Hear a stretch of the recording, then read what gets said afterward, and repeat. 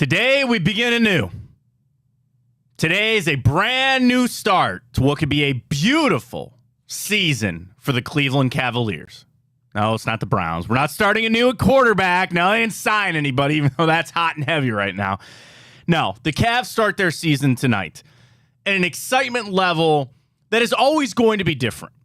When we had the years that we had with LeBron James, when we won a title, you go to 4 straight finals, that will never be recreated. And I've long said that, and I accept that. And even if there is a world that the Cavs get a star player and go back to 4 straight finals, it'll always be a little bit different than it was. The Cavs are in a different spot. And I've always felt like it's different, but in ways it's more fun. In different ways, this can be more fun. This run for the Cleveland Cavaliers with this roster they have put together, with the team that they have. There are expectations. Those expectations we all hope to be met. This is not a team that is in the running or should be in the running for top picks anymore. You have star players on this team. You have a young player that you believe can ascend to becoming a top player in the league. You already have a player that some consider a top 15 player in the NBA. The excitement is there. I love it. Basketball in Cleveland, when everything is right, we have a basketball team that we can root for. We love the baseball team. We certainly do love the football team here as well. But there's something about having the Cavs be competitive and being a team that you can be excited for. You have all of those things, and they begin their quest for an NBA championship tonight. I can't wait. It's an exciting time. We'll get to that. We'll get to Browns. We'll get to Halloween. We got it all for you right here on Big Play. Welcome to the show, everybody. I am Matt Fontana. He is Ryan Tyler. A very good morning to you, and certainly a good morning on a Cavs season opening day edition of the show here. We'll talk a lot of Cavs to start. We got a little, survey, so you will, to fill out today for Cavs fans out there as we get ready to go for the season.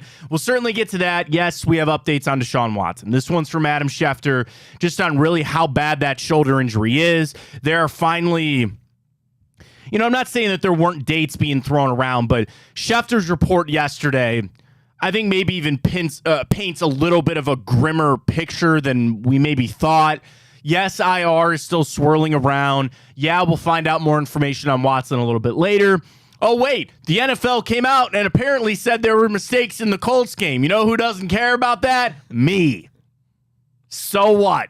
They're not going to go back and replay the game. They're not going to give it to the Colts. It's an exercise of futility is really what it is. But we'll get to that. We got a lot of Cavs bets that we're going to place as well. Go to Tipico and get those done. Of course, we know the NBA kicked off last night. The World Series is set. Exactly not how I predicted it to be. So that should tell you all you need to know. So I should make my World Series prediction, Ryan, then you just pick the opposite. Okay? Exactly what I've been doing. So that'll tell you that the Arizona Diamondbacks will win it. And I'm picking the Rangers. So go ahead and put a lot of money on the Arizona Diamondbacks. On Tipico, use that code BIGPLAY150. So we'll talk about that a little coming up.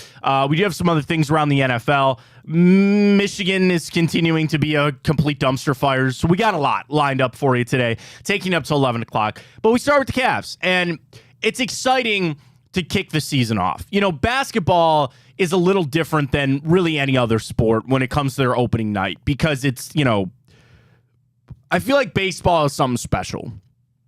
For me, for a kid growing up in Cleveland, opening day for the Indians or the Guardians now, that was a signal of the times. That was, hey, summer is about here. Now, first pitch a lot of times over Progressive Field is at 42 degrees and we're having snow flurries throughout the game, but that is what it is. So as a kid who played baseball growing up, if you played baseball or softball, opening day was a special thing. What? Sometimes your parents pulled you out of school. You drive down to the ballpark. There's something special about that. We know football drives this town crazy, so opening day for the Browns is different. But if the Cavs,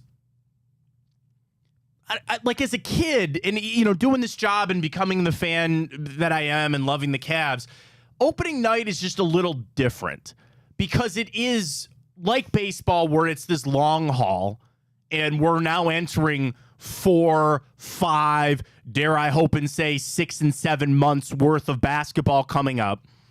But it's also that, basketball, it's just different. You know what I mean? They don't play every night. It is a lot of night games. So that's the cool thing. Like, I love nothing more than baseball and basketball where there are nights I can come home and I know what I'm watching tonight. Like, I am super excited for just being able to say, I know what I'm watching tonight. Last night, little lost. Watched the Jackets, who had a weird situation go on. Watched a little World Series. But tonight, like, I know I'm sitting down. I got the Cavs and the Nets to kick the season off. And it's not one game to solve everything. But this is a team with a lot of intrigue. This is a team that I see the offseason moves. Part of our survey. Who do you think will be the best offseason addition for the Cavs? Do you want to say Tristan Thompson? You can. But they have a new, different squad that am I wrong for saying, Ryan? I feel like they're a lot like last year's team, mostly because your core is here. You didn't have some shakeup. Nobody expected us to have one, of course, but you have your core. And as long as you have Donovan Mitchell and Darius Garland and Evan Mobley, I will put expectations on this team. We know Jared Allen's not playing tonight. He's going to miss probably a little bit more time, but you know that is your core. And where this core will take you is not the 6 or 7 seed in the East. I think most people have the expectations of a top 4, potential top 3 seed again, getting a home playoff matchup, and then Eastern Conference semis, Eastern Conference finals, dare I say. That's exciting. And the reason that I say it's different and maybe a little more fun, when LeBron was here, it was NBA Finals or bust. There was no question about that. Your expectations were NBA Finals or bust. So the regular season meant nothing because you can mess around and know that you were still going to make it. Now, more often than not, the Cavs were the 1 seed. There was that one year that you dropped down as the 4 as, guys were missing time and all that, and you still found your way to the finals. That's why I say I think it's more fun because as a fan, I can enjoy the regular season a little bit more with this version of the team because it does matter to me. Because this is a team that, do I have finals expectations? Not necessarily, but I expect them to be competitive. So that's why I can get excited about some of the big games that we play. For the Cavs, in the regular season, there was really only one team that you cared about playing, and that was the Warriors, and you only played them twice. Maybe you want to mix in the Celtics from time to time. I feel like the Pacers always were like a thorn in our side for times. Early in LeBron's career was the Wizards. I always seem to play the Wizards hard for some reason. Now, I can look at a lot of teams. I get excited about matchups with Boston. I'll get excited about matchups with Philly. Certainly, I'm going to get excited about playing the Milwaukee Bucks. Then you mix in the West Coast teams. Phoenix starting off with a win last night. Thank you. I said win. I said the Nuggets to cover, which they did, and the Suns to win. So we're off to a good start on our NBA bets. So there are a lot of teams that can fill my bucket. I think that's I was handed this book in my prior stop, and it's a business book, and it was called Fill Your Bucket. And it was all about what you do in your professional life, your personal life to fill your bucket. The Cavs, different than the LeBron years, are going to fill my bucket to a top level because I can be an intrigued, excited fan for 5 to 6 months. This wasn't like the LeBron years where I only had a couple of games that I really cared about during the regular season, and I just waited for April and May to roll around for the playoffs and then trying to get to the finals. So that's why I say it's different. That's why I say that this team might actually be a little more fun to watch. We got a lot of survey questions, Ryan. I'll leave it up to you. If you want to throw a lot of those up as just an open-ended poll, or if you want to ask people, how do you think the season will end? And our over-under on the win total, which is 50.5. I'll leave that up to you. We're at Matt Fontana Show. Drop us a follow there. Of course, we stream the show every morning there. We're live on the iHeart app. You can download that. Just search Big Play. We're up 9 to 11 every morning. Chico 12 to 2. I know he's got a lot of NBA stuff coming up on his show as well. Booby's World. Get that as always. Big Play on Twitter. You can follow Booby's show as well as we get ready for the Cavs season. So when I sit here and I take stock of who the Cavs are and what the Cavs are, I think it's a very intriguing number on their over-under win total. So as new people are getting in on the betting thing, we'll tell you about the win total. Every team NBA, baseball, football, before the season, they do an updated win total. And that is Vegas thinking, will this team win this number of games? And you just correctly pick the over or the under. And more often than not, it's even money on either side because that's how they pick that number. You know, if I want to pick over the Cavs 30 wins, that's going to happen. That's going to be a giant minus 2,500 number or something like that. You really can't usually do that on sports books. So they have set the Cavs at an over-under of 50.5, which, if memory serves me, that's up a little bit from last season. There was a year they were in the high 40s. But I feel like, was last year like 54.5? I can't remember. I want to say last year was. I should have looked that up. I think last year it might have been the exact same, to be honest with you. Maybe that's what's throwing me off. So your question is, I can do that math. Do you think the Cavs are going to go 50-32 or 51-31? And if you think it's the over, you slam the over. And I think it'd be easy for a lot of people to hit that number because, you know, when we look at last season, Ryan, the injury factor is one that I don't think it's talked about enough for what this team had to fight through last year. They, at any turn of the game, they had to deal with some sort of injury. Now, that's not something that is unique to the Cavs. I mean, even last night, LeBron played 29 minutes, and everybody's saying, you know what? That's probably going to be the new mantra for him. He's not going to crack 30 minutes a lot because they're going to, instead of resting him per game or, you know, taking a game off with all these new NBA rules about sitting, the change might be in the actual games sitting him down more. We'll see. But last season, the Cavs finished with a 51-31 record. So that's right exactly where they're at. So it's easy for me to sit here and say, oh, slam the over. Slam the over. And I think it's twofold. With those injuries that they faced last year, you assume that some of those will get cleaned up. The other side of it, I think this Cavs team is better. Are they remarkably better? No. This team made some nice additions with Niang and Max Strus. You'd like Ricky Rubio to be there, but certainly wishing him all the best, and hopefully he'll rejoin the team at some point. You add Tristan Thompson. That, to me, is just a locker room guy, you know, tough guy on the court if you need him. But where I think the evolution of the Cavs and why I feel like this is a better team is directly tied to Evan Mobley.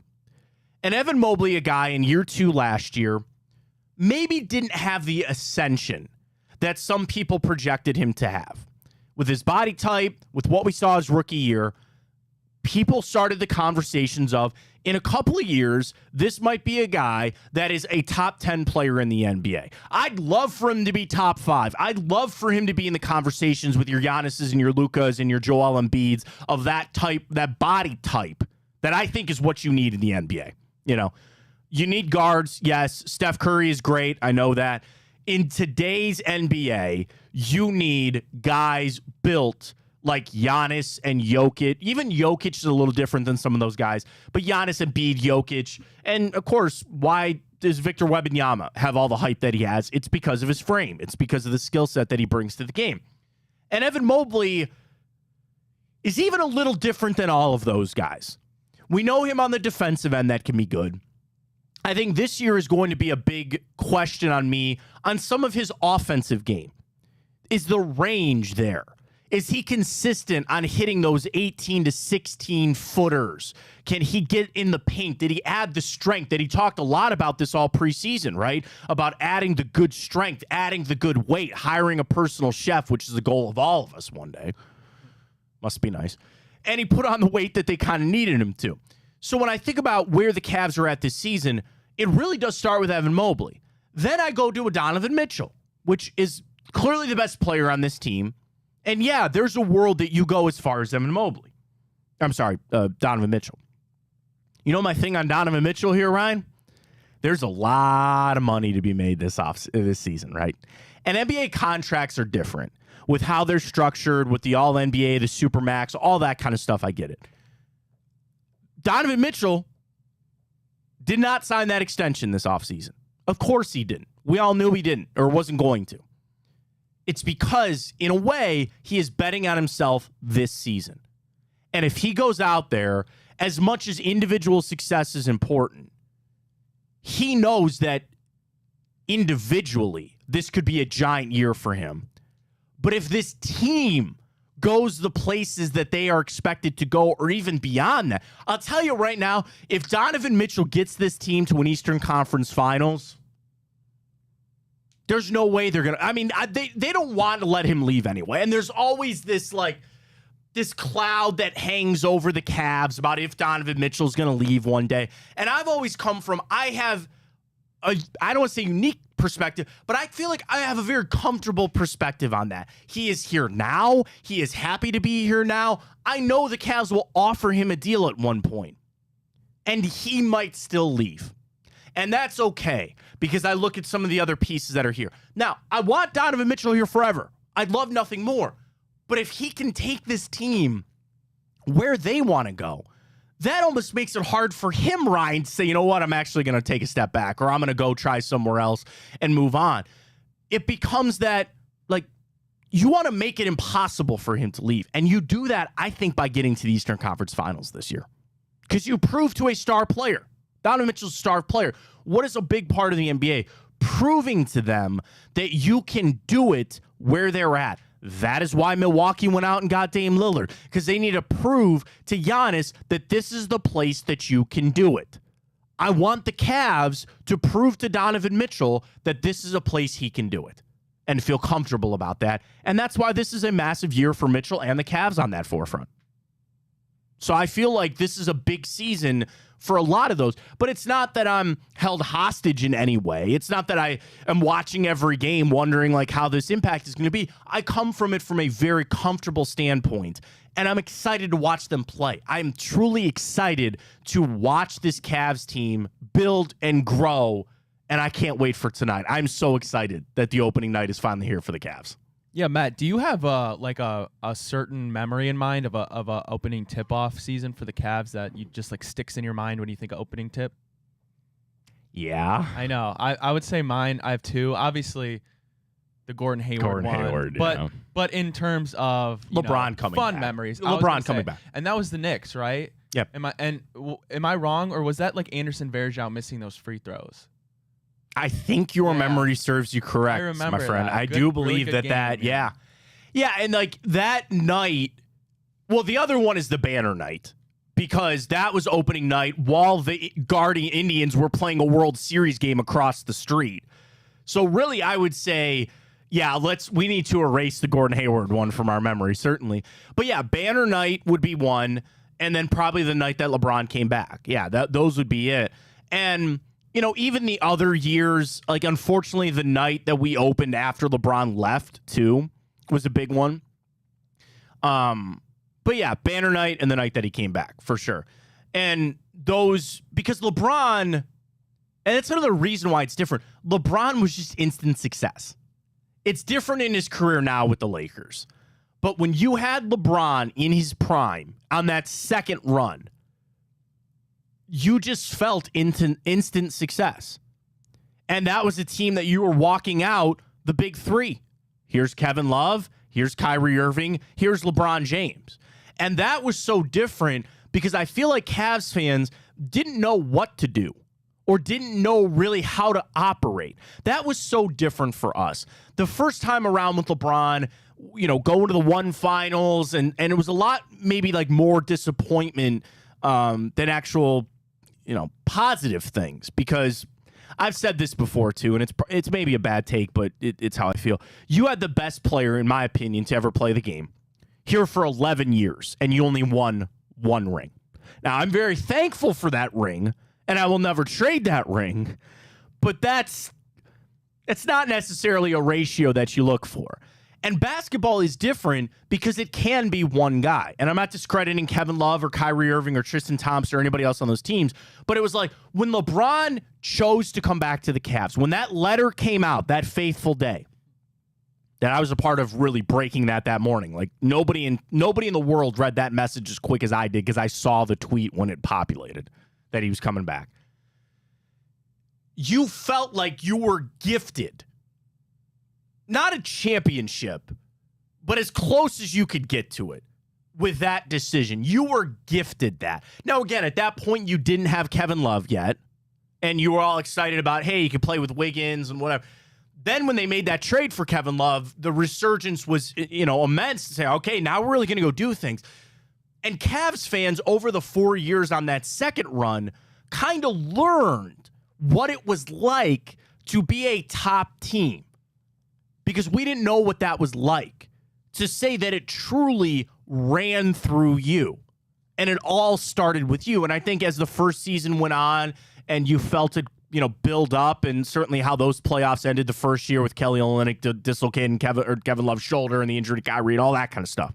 And then you win the championship and, okay, this is how it feels in those 2 years after that.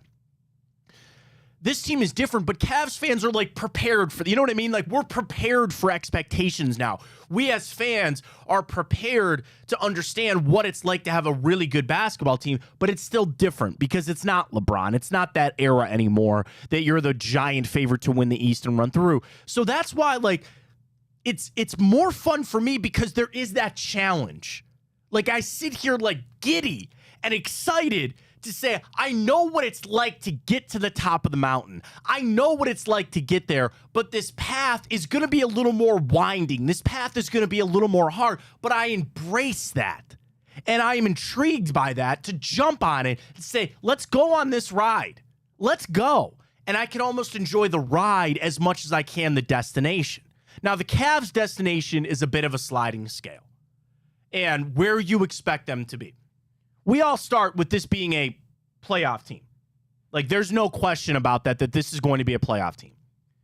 My expectations start at a top 4 seed, which I fully expect. And I need the Cavs in the second round of the playoffs. After what happened last year with the Knicks, is that still a bad taste in your mouth, Ray? Absolutely. As we kick off tonight, or tip off tonight. Absolutely. I'm kind of with you.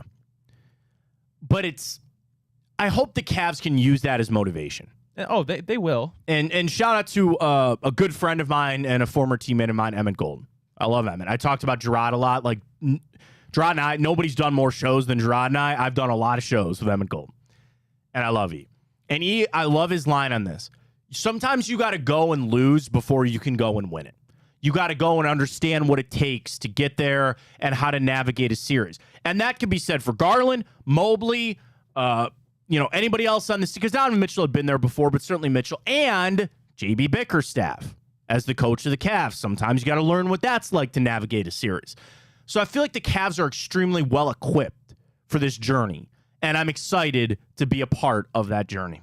Ryan, you and I are going to fill out our Cavs survey, and I'm going to mark down these answers, and I will put them in a I don't have a safe or a vault. Do we have a vault here? We don't have a vault here. I'll put them away for after the season. We'll come back to this day. We know it's opening night. We'll come back and rewatch the show. Let's fill out our Cavs survey. I'd love to get everybody's answers in the Twitter inbox, at Matt Fontana Show, at Matt Fontana 83. Question number 1. Ryan, how will the Cavs season end? I mean, I want to say championship, but realistically, you can say what you want. No, I don't think they will. But I think they'll definitely do better than last year. I love that analogy of, dipping your toe in the water. I'm going to say I want to go higher, but I'm going to take one step. They'll make it to the second round of the playoffs. I'll say Eastern Conference Finals. Okay. I say Eastern Conference Finals for this team. So I'm going to say they make it to the Eastern Conference Finals. So next up, these kind of are tied in a way, over under 50.5 wins. I'm easily taking the over there. Yeah, I'm taking the over as well. Just by looking at it, at a plain view, they're better than last year. They're deeper than last year. They should win more games. They're not going to blow it away. I think it's going to be a 55, 56 win team. So I'm going to take the over there on the over-under for the Cavs. I asked the question of the best player on the Cavs will be who? You can say Donovan Mitchell. I almost thought about the question of outside of Donovan Mitchell. Let's frame it this way. Rank the top 3 players for the Cavs on how this season will finish for number 1, number 2, number 3. Mitchell 1, Mobley 2, Garland 3. I would agree with that. I think this is a big year for Evan Mobley. I would go with that order 1, 2, 3. The best addition to the Cleveland Cavaliers at the end of the season will be who? You got Strus, George Niang. I'll throw you Amani Bates if you want to throw him in there. I don't know how much he's going to play, but we'll see. Tristan Thompson. Yeah. Best addition. I'm going to go with Niang just because I think his impact on the bench and stretching the floor, and Strus is going to do that as well, don't get me wrong. Yeah. But, he's a starter. I think with Niang, obviously Niang's going to have limited minutes, especially to begin with as he's on the new team. But I think his impact will be felt a little bit more, at least down the stretch, than it will Strus. And that's not to take anything away from Strus. No, and I'm going to go Strus. I think with the 3, you needed that kind of guy. He is going to be there, so I'm going to go Max Strus on that. How many All-Stars will the Cleveland Cavaliers be representing? Where's the All-Star game this year? I didn't even look it up. I don't know. 2024 NBA All-Star Game location. We are in fabulous Gainbridge Fieldhouse in Indianapolis, Indiana. What was that look? Let's go to LA or something. Can't do that every year, Ryan. Pacers, Gainbridge Fieldhouse. How many All-Stars are there for the Cavs? Realistically, the potential there is 3, of course. I'm going to go 2. I think it'll be Evan Mobley's first year. Evan Mobley, Donovan there's Mitchell. so many deep guards this year, and there always is, and it's getting more and more. So I think Garland might miss out. When you have a lot of I think it's really hard for a team to get 3 All-Stars. Usually when you build it up that way, you have your star player, they go, somebody else on the rise. There'll be injury replacements and all that. I'm with you. I think 2 for the Cavs. I'm going to go Mobley, and I'll go Donovan Mitchell. A bold prediction. I'm not looking for lukewarm here, Ryan. I'm looking for a bold prediction for the Cleveland Cavaliers come the end of the season. Would you be ready for mine? Let's hear it. Evan Mobley will get MVP votes this season. Wow. That's bold. He ain't going to win it. Yeah. He ain't going to win it. But I think he might get MVP votes for this. No, I'll stick with that. Because it's too easy to say Donovan Mitchell will get MVP votes, because he usually does. But I think Evan Mobley will get MVP votes this season. I do. I really do. You want another one? Yeah, what's that? JB Bickerstaff will get. Where are you going to go there? Coach of the Year. Well, I was going to say that, Coach but I knew that's where you were going to go. I mean, Coach of the Year is so hard because it's a lot like other leagues where you get that award when you turn a crap team around. The Cavs are not a crap team, but I'm a big JB Bickerstaff supporter. And I just hope we get. You want to know my other hope? It's not a bold prediction for this season. Is that we can just kind of coast, man. I don't want any rockiness. I don't want to have to be having conversations come January about firing JB or he's not getting the job done. The Cavs are going to lose games. They're going to win games. I just want a nice, easy, enjoyable, coastable ride into the playoffs. I don't want any drama. I don't want any drama for this team. I don't want to get on the fire JB kind of trend or anything like that. I just want it to be a nice, easy ride this season. Yeah, this isn't. I don't think this isn't as bold as yours per se, and it's not even necessarily because he's a candidate for sure. But Evan Mobley, Defensive Player of the Year. Okay, I could listen to that. And that's something that obviously where his game is marked for sure. With an opportunity there. So we'd love to hear from you in the Twitter inbox at Matt Fontana 83 at Matt Fontana Show. Your predictions for the Cavs, over under, where they're going to end the season, your bold prediction, best newcomer as well, and how many All-Stars for the team. All right, we got to flip over and talk some Browns. There's some big news from Adam Schefter out there surrounding Deshaun Watson. A bit of a timetable that is a bit concerning. I had the clip yesterday saying don't put him on IR. I actually don't change that this morning. And the NFL apparently told Jim Irsay that those calls in the game were wrong. I don't care about it. We'll discuss all that. We're diving into some football. We'll do it next. Matt Fontana Show right here on Big Play. We're streaming live on the iHeart app. Catch us on Twitter. We're on YouTube and Facebook as well, at Matt Fontana Show. And again, the iHeart app is really easy to do. Download it. Take it to where you need to go. We're at work. Pull it up on the computer. We're streaming live every morning from 9 to 11 right there on the iHeart app. We got football to talk about. We got Deshaun Watson to talk about. That comes your way next. Cavs opening day right here on Big Play.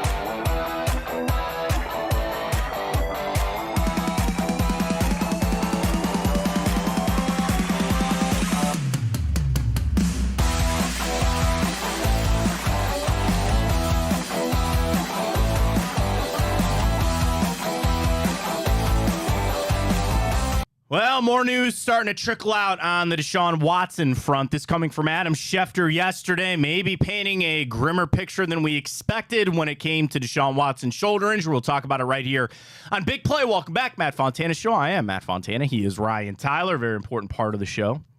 You know, it's funny when we were naming the show, like, I know that a lot of radio shows just are that, like the name of the host and their show. And I was like, yeah, I never really kind of bought that. But when I came here to Big Play, they're like, well, that's kind of what we do. You know, we have the Hanford Dixon show. It's Booby's World. It's all that other kind of stuff. So I just kind of went along with it. Chico show, the Chico Borman show. So I kind of went with it. Even though Ryan is as much part of the show as I am. So it's the Matt Fontana Show with Ryan Tyler. How about that? Change all the graphics. Get Cody on all that. So we got some news from Adam Schefter last night. And this was... Can I start with what I really want to start with? Why is this stuff getting leaked out? I hate the drama. I don't like it. I don't want it. I'd like this to be a straightforward thing. He got hurt. He can't play. We move forward. That's not the world that we live in. This is not an injury. Well, maybe now apparently it was that they should have just sat him down for a month and dealt with it. I have scars and wounds of stuff getting leaked out to the media because anytime something like this comes out, you first ask yourself who leaked it. And it's either the player or the team. This is not specific to Watson and the Browns. It's either the player and their agent or the team. And you ask yourself when it comes to trade rumors, injury reports, contract negotiations, who does it benefit? Who does it benefit? God, what's the line in Lebowski? He goes, if you find who benefits and there's your path, right? I'll find it and break. I just watched Lebowski the other night. Always holds up. Who does this benefit? That the news is coming out, that there's more things being trickled out. Here's what comes out from Adam Schefter at 8 o'clock last night. Some clarity on Deshaun Watson's injury. Doctors told them that he has a strain of the subscapularis within the rotator cuff, subscapularis, within the rotator cuff. He continues to have both pain and weakness with movement. This type of injury in baseball normally causes pitchers to miss 4 to 6 weeks. Watson continues to work to regain strength and velocity in his shoulder and shorten that window. Okay, my anger side, if you knew it was 4 to 6 weeks, and that's what happens to a baseball player, which is pretty much the same motion as a quarterback, why was he not put on IR?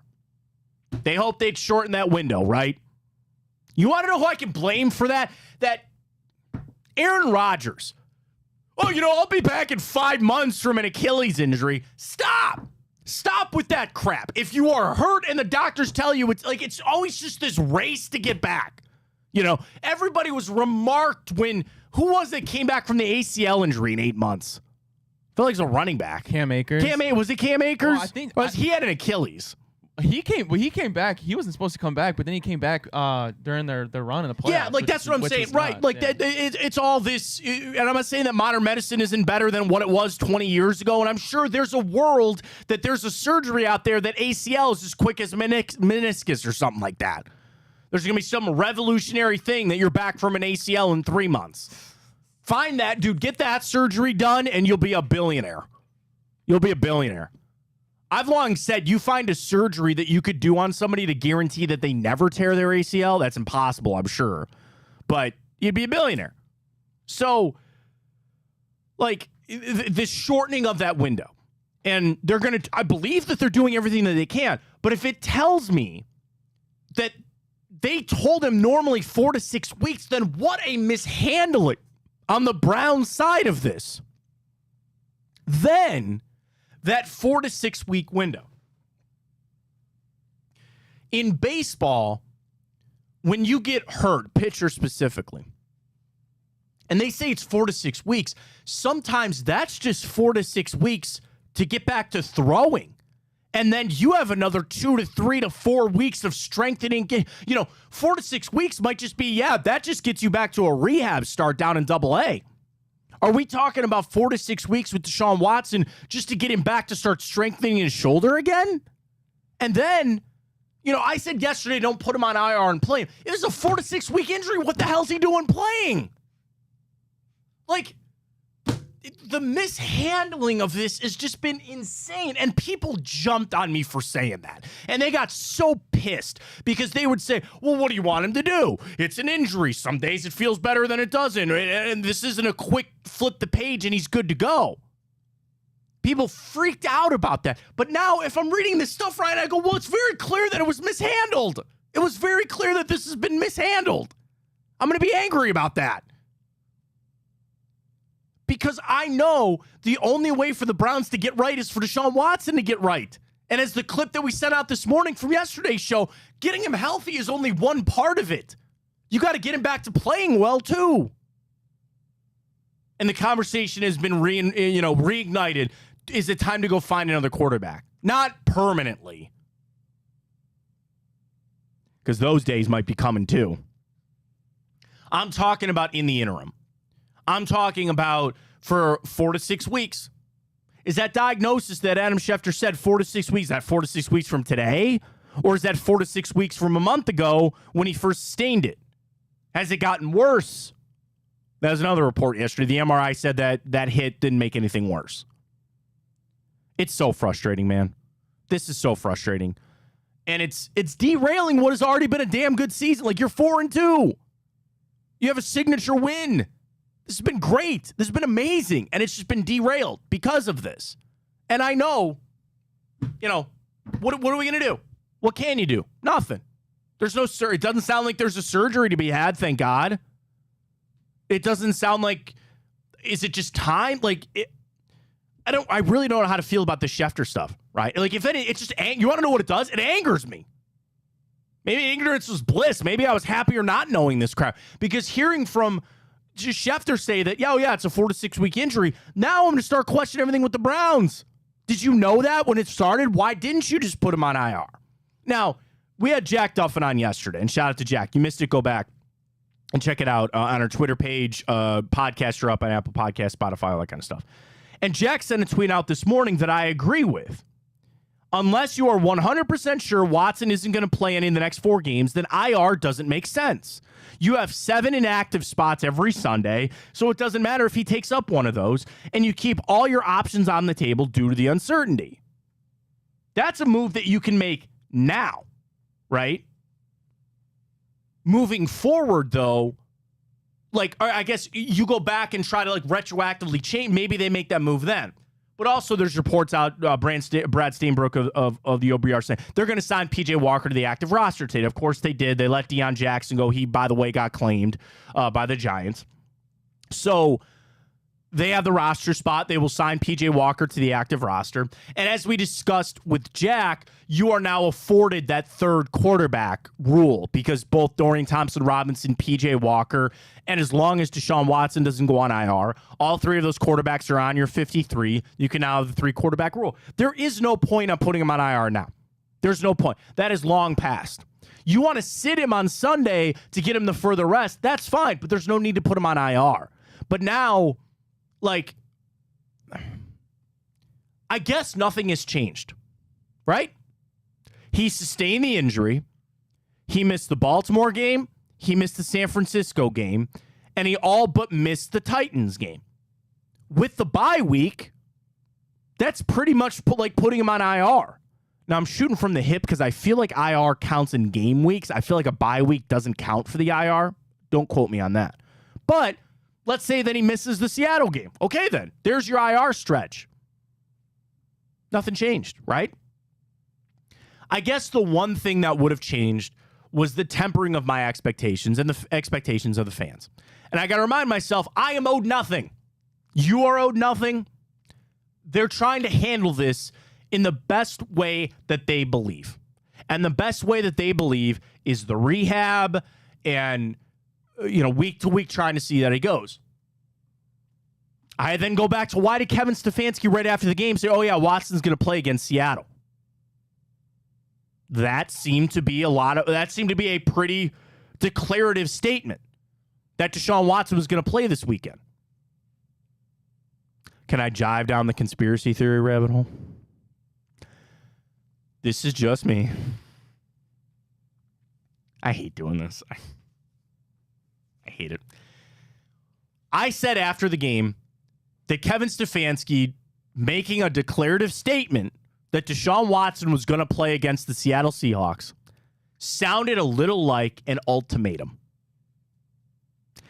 Coaches do that from time to time in the media, where they're going to let that out there. They're going to say it, and it sounds like an ultimatum.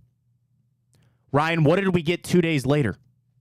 A report from Adam Schefter that this is a 4 to 6 week injury. I don't think that would come from the Cleveland Browns. Is that a response to Kevin Stefanski's declarative statement? I will leave that for people to ponder. Do you know what that says? Dysfunction. I'm not trying to create this. I don't want it. I hate it. Because all it does is detract from my team. You know what I want to do on Sundays, Ryan? Watch my team win. The week-to-week stuff, I'd like to sit here and talk about Myles Garrett's candidacy for Defensive Player of the Year. I'd like to sit here and tell you how much I love Dustin Hopkins. But I can't because of all this other crap that's going on. And it would have been easier, yes, to palate it if they just put him on IR and you sit back. But now when this stuff just like, dude, can I tell you how much I hate seeing reports from Adam Schefter about the Browns? Because they serve no purpose. It's not good. This is not good that this crap is getting leaked out because it is a posturing maneuver. And I'm choosing to believe that this is coming from Watson's side. Oh, but wait, did you see Brady Quinn and Quincy Avery going at it yesterday? Did you see that, Ryan? Of course I did. Who didn't? Everybody did. I start with this. Brady Quinn has done this before. He did this to Baker Mayfield, where he'll say something, he'll get somebody all riled up, and then he goes with we'll jump on my podcast, you know? And I would assume that Brady Quinn is a little vindictive towards the Cleveland Browns. I would imagine that he's not a big fan of the brown and orange for how his career started. He wants to blame, whatever. I'd imagine that he's got an axe to grind with the Browns, so don't forget that. And that's not necessarily a shot at Brady Quinn. I'll start this by saying I got nothing for or against Brady Quinn. Yeah, I don't either. And if you go watch, like, because, you know, they have that 30-second snippet or whatever when he's calling Deshaun, like, comparing him to that trust fund. But if you go and watch the rest of that clip, he talks about how good the Browns are. Yeah. And his real only criticism was the quarterback play, which right now is the worst in the NFL. Well, sure. And that's like, shout out to Jake Trotter. He had the quarterback EPA 31, or I'm sorry, I think 32 and 33 is like PJ Walker and Deshaun Watson. Like, it's about as bad as you can get. So you're right. Let's give full context here. So Fox Sports Radio, Brady Quinn joined LeVar Arrington and Jonas Knox. And he talked about the Browns. And the quote that riled some people up is that everyone with a medical opinion has cleared Deshaun Watson. The situation is also is almost similar to a kid getting a $230 million trust fund. You ask them to get a job, and they have no incentive to do so. That's a pretty hefty shot. You know, there's that statement in pro sports, and I guess even amongst former players, you don't talk about other guys' money, right? That's their business. Brady is now in the media. I think he does fine on Big Noon Kickoff, and take him or leave whenever you want. So then Quincy Avery, and I think most people know who Quincy Avery is. He is a private quarterback trainer, and he's not specific to Deshaun Watson. Like, I think he's worked with like Quinn Ewers. Like, he's just a quarterback guy. He's a quarterback guru. That's usually what people say. So is Deshaun Watson being a top quarterback. He works with Quincy Avery. So, of course, Quincy Avery is on Deshaun Watson's side. He quote retweets it. Brady, I'm going to be real. You don't know what the blank you are talking about and sit behind a microphone gossiping like a little high school chick. Brady Quinn comes back. Come talk to me anytime you want in person. Open invitation. Quincy, I just saw you on Saturday. I don't have anything I want to talk to you about. I'm telling you are talking about things you don't know. Talking on another man who doesn't know you is weak. And Brady goes, well, I didn't see you on Saturday, I guess. Quincy goes, point being, And then Quinn drops the, well, how about we massage this conversation and get to a happy ending? Does that sound satisfactory? And that's where everybody's jumping on the, shut it down and, oh, Brady got him and all that other kind of stuff, whatever. Which, I mean, I don't try to get into Twitter beefs and all that kind of stuff, but it tells you, like, Quincy Avery didn't respond to that one because there really was no response to be had. So, yeah, if you want to get, okay, point Brady Quinn. Okay, he took it down to Quincy Avery and all that kind of stuff. But it's like this Twitter beef, this kind of stuff. Like, I guess it's a part of the world that we live in. Media members like Schefter and Ian Rappaport, and they get stuff from the players. When this stuff leaks out, it's because the players or the teams want it to leak out. And they'll do that to help their side of things. So what are we battling with right now? What are we fighting with? This makes it sound like Deshaun Watson has a narrative, truth or not. Oh my God, I hate this. I hate this crap so much. What is it? It's people are questioning if Watson is actually healthy enough to play, and Watson and his team are fighting back. Here's what is the truth? I'd like the truth to believe that, yes, he cannot play and he is injured and he wants to be out there.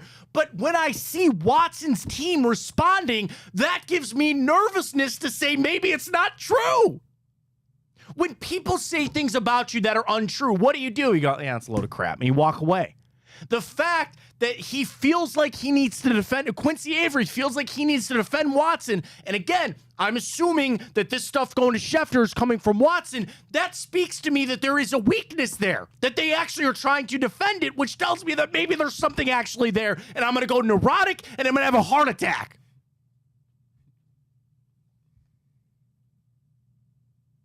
Like, oh my God. Dude, it's mostly because I've seen it before, right? Seen it before. Team says this, player says that. You got it with your $230 million quarterback supposed to be here for 5 years. And this is how we're starting. Suspension. Okay, fine. We're past. I thought we were past this. Damn it. I thought we were past this. Seriously. Can we go back to talking Cavs? I hate this. I'd love to. Dude, I hate this. It's so... Oh, my God. Then you factor in the people that just hate Watson because of the off-the-field stuff. I get that. That's fine. The $230 million quarterback, like, he's going to be here. Like, this is just the worst start that I can... You're one of the biggest pain. We're 4-2. We're a good football team, and I got to deal with this stuff. I hate this. I hate it so much. And there's a world that, yeah, like once that divide starts, there's sometimes no going back. And I'd like to believe that the Browns and Deshaun Watson are on the same page and that this is all just fodder and this is all just media crap and it's driven. And you know what? Maybe I just got to jump on that bandwagon. I just got to believe that everything is all good. But at every turn, Ryan, this makes me feel worse. Like at every turn of this, literally a year and a half into trading for Deshaun Watson, and I feel about as worse. I've not felt worse about this situation. And again, I didn't like the stuff that he did off the field, and I really didn't like when they traded for him. I didn't. I put that stuff aside, frankly, because the people in the case put it aside. They accepted their whatever the deal was, and if that's good enough for them, I was not a victim in that case, so I have no ground to stand on. That's their business. They're adults, and they accepted it or not. And what he did or didn't do, that's between them. So then I focus on the football side of it. And I focus on what my team needs. And we are a year and a half into this, and it's been nothing but trouble. It's been nothing but a giant headache at every single freaking turn of the road. And I'm sick of it. I wanted this to finally be the era of Browns football that I could stop the dysfunction and that I could just talk about football and worry about on the field. And apparently we're immune to that. Apparently that just can't happen. And you want to know what? I'm not blaming the Haslams. I'm not blaming Kevin Stefanski. I'm not even necessarily blaming Deshaun Watson. It's just that this situation got created. And here we are. Maybe it's us. Maybe it's the fans' fault. How about that? Finally, we'll start looking in the mirror. Maybe it's our fault. We're the common denominator in all this crap. Maybe it's us. Go root for Buffalo, I guess. I don't know. Dude, it's just like, am I wrong, Ryan? Am I overreacting to this? Is this too much? Am I reading this situation wrong? No, I mean, like, it's certainly frustrating. It's extremely frustrating. It's annoying, is what it is. That's exactly it. And the thing is, people could just say, stop talking about it or stop. I can't. I'm a Browns fan. We're all Browns fans. I can't. Because I just know deep down the only way for my team to do what I really want them to do is to have a quarterback like Deshaun Watson play well to go win a Super Bowl. This is a vivid memory in my life, and I don't know why. Well, actually, I know exactly why. I was, I don't know, like maybe 16, something like that, 16, 17. I was in high school. We were at my grandma's house for Christmas. And there's we have a big family. I have a lot of cousins on both sides. And this is my dad's side of the family. And we're over there and we're enjoying a great Christmas. People are opening their white elephant gifts in the back, and we always play games and have fun. And I'm sitting in the front room, and there was a football game on. It wasn't Christmas Day or Christmas Eve. It was just, whatever. There's a football game on. And we're sitting there. My dad and my Uncle Scott are sitting there, and we're just talking. And I watched my dad and my Uncle Scott come to the realization that they probably won't ever see a Browns Super Bowl. And I don't know why that hit me to my core.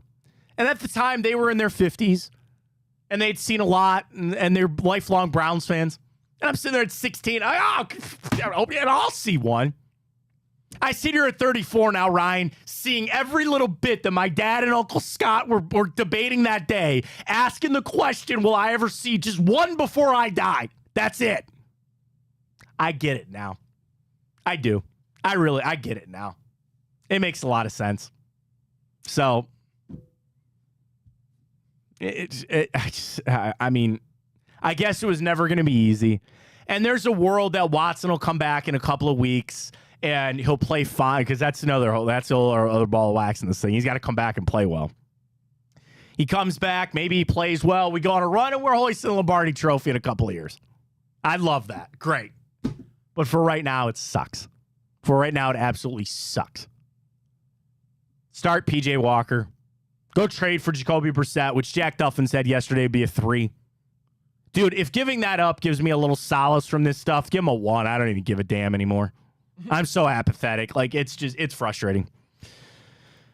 Oh, man. I feel better. I feel a little better. Needed to just get that off my chest a little bit. But, like, dude, man. Seeing those Schefter reports are not always a good thing. They're just not. Do you ever think about how, like, this Deshaun contract with giving him that record-setting guaranteed money, other quarterbacks are like, dude, come on, you're ruining this for all of us? No.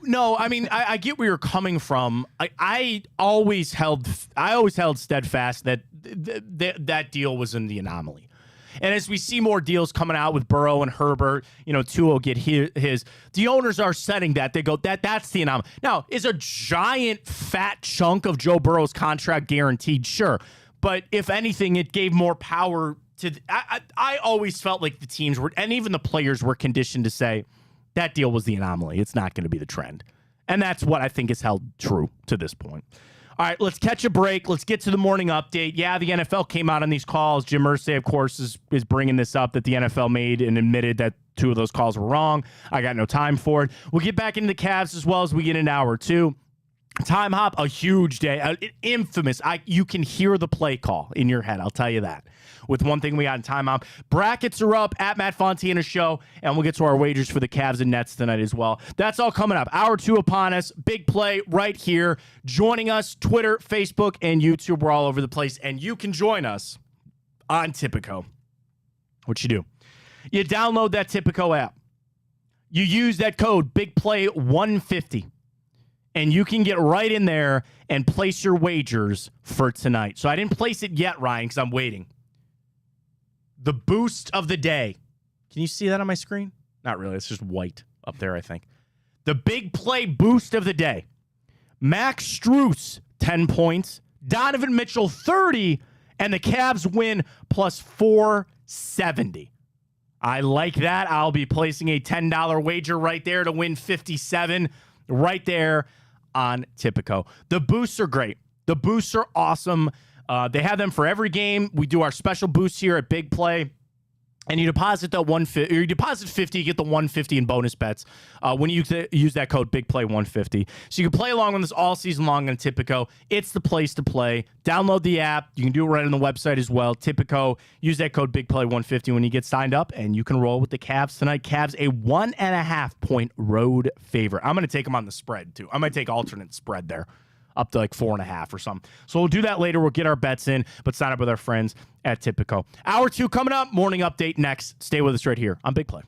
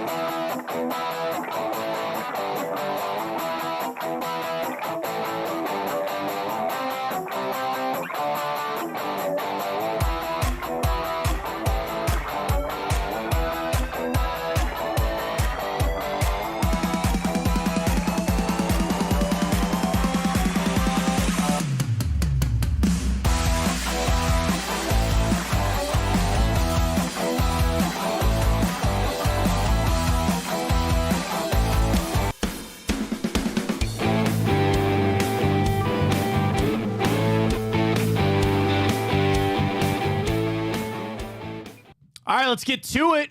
The morning update. All the stories that you got to know for your Wednesday Cavs season opening edition of the Matt Fontana Show right here on Big Play. If you're new to the show, we do it every morning. Stories are plenty across sports, non-sports. Ryan's got them all. Let's get to it. The morning update, Ryan. Well, baseball, man. How about those Diamondbacks? They beat the Phillies in Game 7, 4-2, and they're headed to the World Series, Matt. I saw a stat. That Matt went like 1-7 on picks or something. Well, no, we all know that. But anyway, both the Rangers and the Diamondbacks, just like 2 years ago, both lost 100 games. And that was the most ever within 2 years to make it to the World Series following that many losses in a season. I mean, the trend that I jump on is that in August, the Diamondbacks had a 10% chance of making the playoffs. And here they are. Do you know who hates this more than anything? Major League Baseball. To not have the Astros or the Phillies in there, that hurts. And I guess, yeah, you like the upstart Diamondbacks and the Rangers. The broadcast ratings will not be great. Like, they won't. And I'll tell you, as an average fan, I'm not nearly as interested. I would have liked to have seen Bryce Harper. I'm not a Phillies fan. But even if the Astros had made it, then I've been rooting for the Diamondbacks. I got nothing for or against the Rangers, and I got nothing for or against the Diamondbacks. That's the worst place that you could be for a championship series. Yeah, good luck, I guess. All right, make your selection. I'm going to go Rangers in 6. Yeah, I will go. Can I do that on Tipico and Exacto? I think you can. I think it'll be I'd like to see the Diamondbacks more than anything. Here's the thing. I'm gonna go Rangers in 7. I don't care. That's bad. Like, I'm sorry to Major League Baseball. All right, baseball, futures. I don't think I can do Exacto for some reason on Tipico. But I can just take the Rangers to win. Minus 165. Yeah, I can do that. That's what's going to happen, I think. There you go. So take the Diamondbacks. If you listen to the show, you know. Alrighty, well, the NBA tipped off yesterday, as we all know. The Nuggets in the ring ceremony beat the Lakers, and they looked really, really good. And if you were listening, you saw an interesting crowd chant from the Nuggets fans, something along the lines of, "Who's your daddy?" I mean, LeBron, he's always going to catch that kind of stuff. Like, he's LeBron. It's game 1. Like, maybe slow your roll a little bit. I don't know. Whatever. Nuggets are going to be a good team. Like, they're going to be a pretty formidable team this season. It's game 1. I think the bigger concern for the Lakers are how they're going to navigate with LeBron playing these reduced minutes. You know, so Anthony Davis had 34, but he only had 17. LeBron had 21 in 29 to lead the Lakers. They got it. You know, they added some pieces. They re-signed Austin Reeves. Like, are they? I think the Lakers would be a playoff team. Sure, win a title. I don't think so. And they're going to try to keep LeBron in this reduced minutes thing to get him. You want to know why? Because they need him for the play-in tournament. Because the NBA wants LeBron in the play-in tournament. The play-in tournament, the mid-season tournament, which is just asinine and stupid. That tournament is stupid. I will continue to say that. It means nothing, and you're taxing these guys when you don't really need to, and then you're going to penalize teams for resting them. I don't buy it. Not at all. Already, well, Charles Barkley seemed like he caught Commissioner Adam Silver a little bit off guard, asking him about the, I guess I'll say, increase in domestic violence cases that we're seeing for NBA athletes. Yeah, I mean, it's a concerning trend, I think, across all of sports. You know, when you think about the Wander Franco thing, which just kind of went away, like people haven't been talking about it, it's very concerning. It comes back to the people and the players that you're employing. And I'm not saying that there won't always be, it's not always ever going to be perfect. You're always going to have bad apples in there. But is that something that they really need to truly address? I don't know. You know, I don't know. And yeah, Adam Silver probably needs to be prepared for that question moving forward. Alrighty, well, as you can see, I got on my cap. Yeah, I'm here interested. Because I'm going to call giant cap on Giannis Antetokounmpo. A report came out via Scott Grodsky. Giannis said it was the first time in his NBA career he didn't know the number of his contract. He just signed it because he wanted to be here, that being Milwaukee, Matt. I don't think that is true at all. You're telling me you had no idea how much money you're getting. But like in Giannis's world where he is well taken care of in generational wealth already, sometimes he just would tell the agent, get my deal done, and I want to stay here. And then they come back and they go, okay, we got it done. And it was for this amount. Like, that is true. I could believe that. And it's up to of course the agent's going to get every dollar. But the thing is, that is the point of having an agent. Is it every last penny? Not necessarily, but it's the smart move. It's the way to maximize dollars. I think that was the hard thing with Lamar Jackson negotiating with the Ravens. He was just going for the most guaranteed money and the most amount of money, where sometimes an agent will be like, wait a minute, let's finagle this a little bit. And let's get you the most amount of money that you can get for the most amount of time, or maybe the shortest amount of time. Go out there and ball out, and we'll do it again in a couple of years. That's why agents can sometimes be important. So, you might not believe it, Ryan, with that interesting headwear. I understand it. No way. There's a world I believe it. I do. Alrighty, well, last update here for this wonderful Wednesday edition of the Matt Fontana Show. Matt, I woke up to some news, and I was utterly devastated. And I know you feel the same. I know, yeah. We have been robbed, Matt. John Jones suffered a torn pectoral tendon, and we will no longer get to see the fight that I don't know if there's a fight that I've been more excited to see. Our hometown boy, Stipe Miocic. The fight is off. Miocic is off. Here's the worst thing. John Jones is out 8 months with this surgery. He might retire. Stipe might retire. My brother texted me that this morning in our group, and I was like, are you kidding me? Are you kidding me? The UFC has this rash right now of guys getting hurt in training. I'm super sad, man, because I tell you this to my core. I thought Stipe was going to knock him out, and I wanted him to knock him out and cement the fact that Stipe's I already know he's the greatest heavyweight of all time. There would have been no question. There would have been no cap on that. And we are robbed of it because and you see the video, like as soon as John Jones starts reaching, like, imagine that beautiful watch party we would have had out here, sponsored by Tipico. It would have been amazing. So excited. Now we're robbed of as a fan. I'm super sad about that today. So again, Stipe and John Jones off, and we might not ever see it. Great stuff on the morning update. We got a few things football related to jump back into, Ryan, because Connor Orr, MMQB, the 9 deadline deals we'd like to see. Derrick Henry to the Cleveland Browns. That's what Connor Orr writes. It came out a half an hour ago. Derrick Henry to the Browns. Compensation. A 3rd-round pick next year, which you could use for Jacoby Brissett, and a 6th-round pick the following year. Connor writes, the Browns' time to win is now.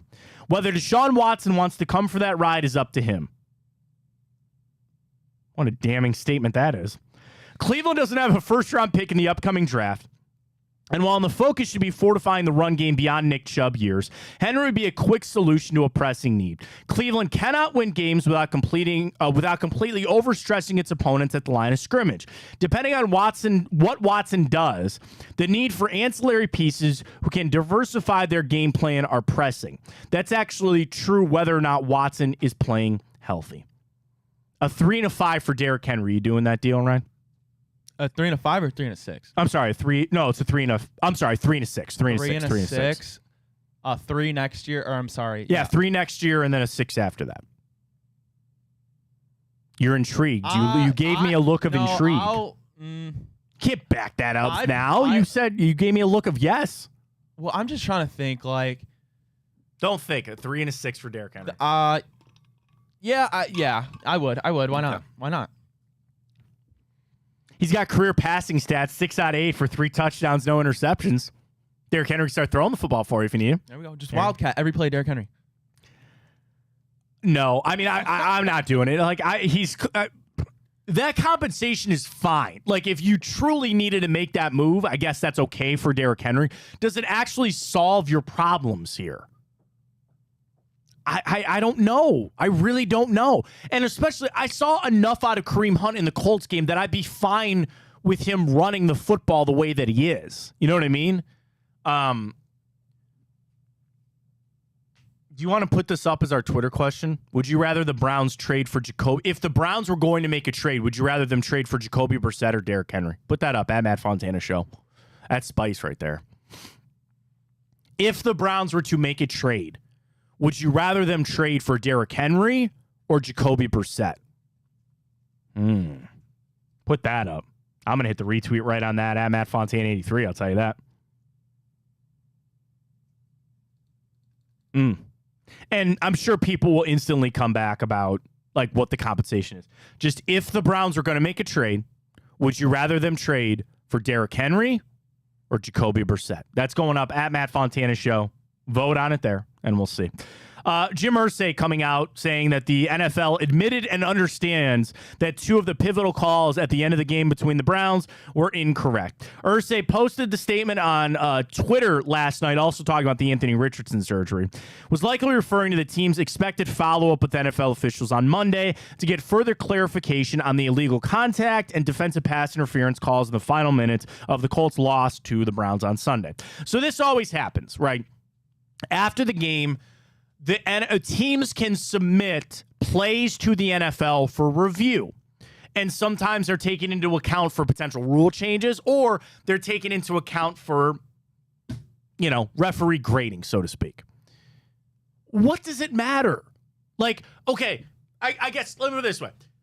For the Colts, it matters because they can maybe sleep a little bit better at night. To the NFL, yeah, that matters because you can hold the officials a little more accountable. And as they grade them out for who gets to do the Super Bowl and playoff games, sure, that all factors in. Do you want to know what it doesn't matter, or the group it doesn't matter to, and it shouldn't matter to you, to me, to the Cleveland Browns? Don't read anything into that. Don't waste a second sitting there trying to play the game of, well, that call went this way or that call went that way. It doesn't matter. And don't try to take any part of that win away from us either. And that's what the Colts are trying to do. You will have calls go for you. You have calls go against you. That is what happens in the NFL with officials in the game. And do you want to know who really likes it that way? The NFL. They like the drama.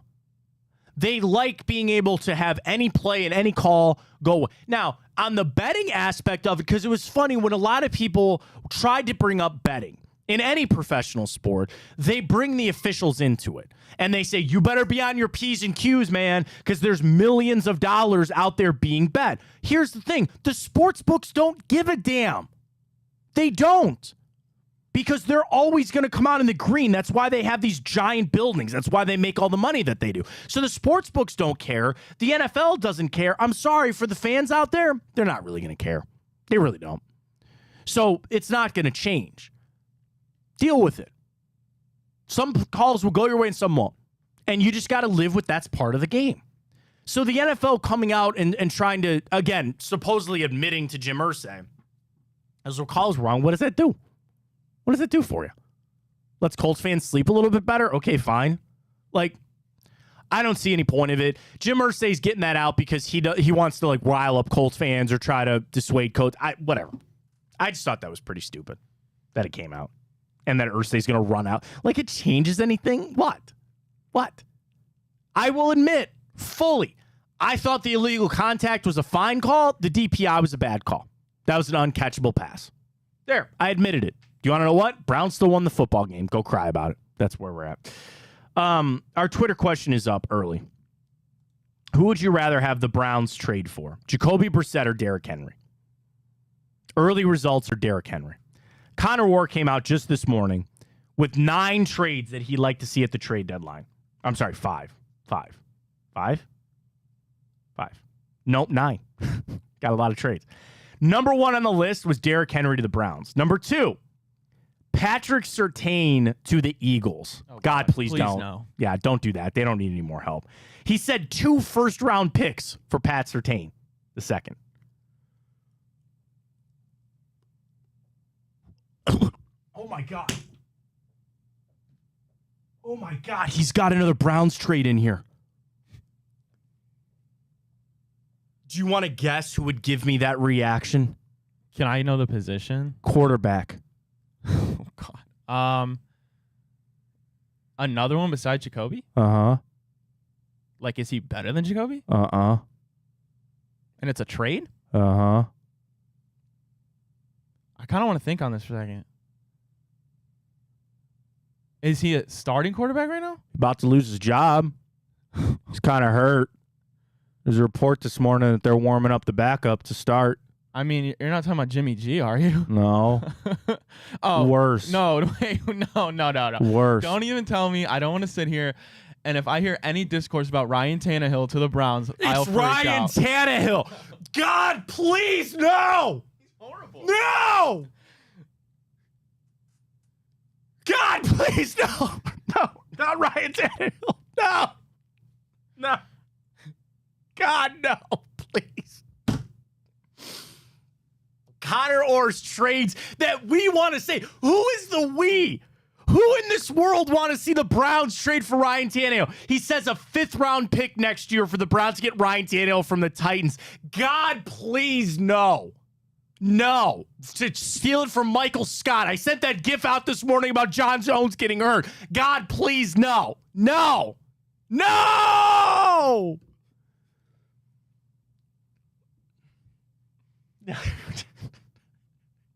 I should have scrolled down earlier. I wouldn't even have brought this article up, Ryan. I wouldn't even have brought it up. Oh, my God. Connor Orr, trades we want to see. Derrick Henry to the Browns and Ryan Tannehill to the Browns. He writes, depending on whether Kyler Murray expedites his return, we could also slide Josh Dobbs into this space. The Browns got a 5th-round pick for Dobbs in the first place. Could they simply return it? Who knows? He writes, I know Tannehill isn't an upgrade, but it would be foolish for the Browns, especially with Watson's shoulder, to not look at the quarterback market. Connor, I agree with you, just not Ryan Tannehill. Again, everything hinges on this team's pivot to competitiveness this year. While you still have to maintain a sense of pragmatism here, good word, there's nothing wrong with supporting Watson and bolstering the offense with a quarterback who you can win games with. Roseman in Philadelphia has been instructive in his humbling self via transactions. So there's a lot about that with Andrew Berry, that he comes from the Howie Roseman tree, that they make a lot of trades.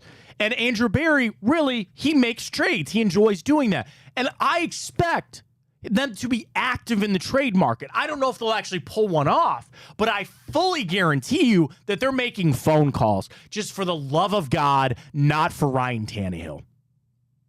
Not for Ryan Tannehill. Oh, my God.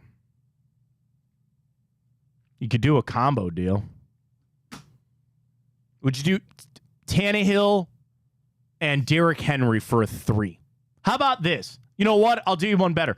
I'll take Tannehill, but just as that deal for Derrick Henry. You know what? I'm lying to everybody. I don't want that. I don't want either one of them. If I had to pick one, I'll take Henry, I guess. But dude, if the Browns trade for Ryan Tannehill, I might take the rest of the season off. I'm not saying that they shouldn't go get a quarterback. I am on going to get a quarterback, just not Ryan Tannehill. Please, go get Jacoby Brissett. You know, and shout out to, oh my God, I apologize. I read it this morning. Dogs by Nature. You follow their blog? They're SB Nation, a Browns community there. And Barry Shuck, shout out to Bear. He put up an article of quarterbacks that are realistic for the Cleveland Browns to go trade for. Matt Ryan, or trade or sign. Matt Ryan, no. Cooper Rush, Dallas Cowboys backup quarterback. Nah, we'll see. Joe Flacco, free agent. Wouldn't that be apropos? Marcus Mariota, trade for him for the Eagles. And Zach Collaros, Canadian football Winnipeg Blue Bomber legend and former Bearcat, Zach Collaros. Barry brings up on SB Nation, Dogs by Nature. No, I mean, again, of all of them, not really. Brissett just makes a lot of sense. But as we talked with Jack Duffin yesterday, it's going to take you a 3. It's going to take you a 3. So, I don't know. Dude, I cannot believe that he... And if maybe it's just Connor Orr putting the Browns all over this thing because he knows we would talk about it and bring it up. Oh, God. Here's one to make you feel worse. Vikings trade Danielle Hunter to the Ravens, leading sacker in the NFL. Chase Young to the Seahawks. Saquon Barkley to the Dolphins. Garrett Bowles gets moved to the Jets. Justin Simmons to the Steelers. Jerry Jeudy goes to the Cowboys. Those are all the trades available, or that Connor Orr said he'd like to see. I see your screen there, Ryan. Why do you have Trey Lance up over there? I was looking at what the Cowboys traded for him. I just couldn't remember what it was. What was it? It was a 4th rounder. Trey Lance, anybody? Dude, I mean, okay, I'm not saying that's a even possibility. No. Do you want to know why that's not a possibility? Yeah. Because the world, Cleveland on the shores of Lake Erie, would burst into flames over people going, maybe we just go with Trey Lance moving forward. Get rid of Deshaun Watson, and we'll turn this over to Trey Lance. We can't handle that. There's no way that this town can handle that. Zero. You want a hot take? I'll take Ryan Tannehill over Trey Lance. No, that's outrageous. Yes. That's outrageous. Yes, because I don't want to deal with all that other bull That's crap. not- I don't well, want to okay. deal with it. I guess maybe a year I'm rental. sick of it A year today. rental, yeah. I'm sick of it today.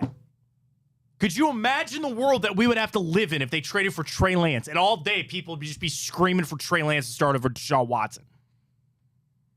I'd quit. That's a lie. I wouldn't quit.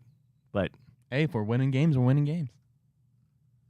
early results, it's now flipped to Jacoby Brissett. 55-45. People say Brissett. Browns Live on Twitter says no way people would rather have Henry. Just asking. Should redo the poll and put Ryan Tannehill in it. Or Trey Lance. Or Trey Lance. Or Trey Lance if you want it. I love how you were just like looking at my I just screen. looked You're up like, and I go, what the hell? why are you Googling Trey Lance, Ryan? Why are you bringing up Trey Lance in this? Like, listen, okay, this is where I'm at. This is truly where I'm at. I need a quarterback. I do. Okay, they're going to sign P.J. Walker to the active roster today. If you want to walk P.J. Walker back out there, horrible pun, I didn't even mean to do that. If you want to go back out there for the Seattle, if there's a world that the Browns say the bet that we have made and the world that we live in is until Deshaun Watson is healthy, we just got to keep playing P.J. Walker. If that's what we got to do, so be it. Okay, that's unfortunately where we're at. And you just got to move forward with that. If they wanted to approach it to say, we got to give ourselves a little more of a runway, and we're going to try to go get a Jacoby Brissett, or we're going to go try to get some backup quarterback or try to get that. If there's a world it's Ryan Tannehill, sure, fine. I guess I got to trust Andrew Barrett. I just don't like it. I don't want it. But the ultimate question is, Ryan, have you dug yourself in so far that you have to go move for a quarterback? Have you put yourself in a situation where you have dug yourself in so far that they have to go find a quarterback to move for this season? I don't know the answer to that question. I don't know, Because if the answer is we just got to ride it out, the cards, we rolled the dice and we came up craps. You rolled the dice and this is the bet that we have made. We have to just roll with this. Can't sacrifice any more of the future. We have limited number of picks that we got to deal with. And sorry, you got to walk it out. You got to go back with PJ Walker. And hey, he's won 2 games.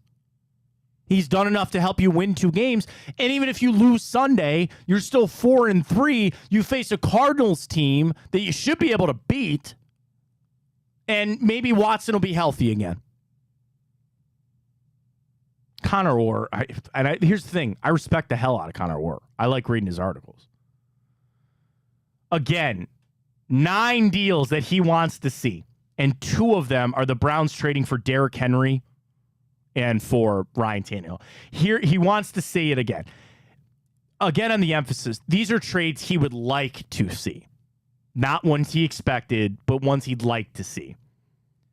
Connor, I don't want to see Ryan Tannehill here. What's Phillip Rivers doing? Yeah, having kids is what he's doing. Does he have another one on the way? Yeah, I think it's 11. I have 2. And I don't know how, I have 2.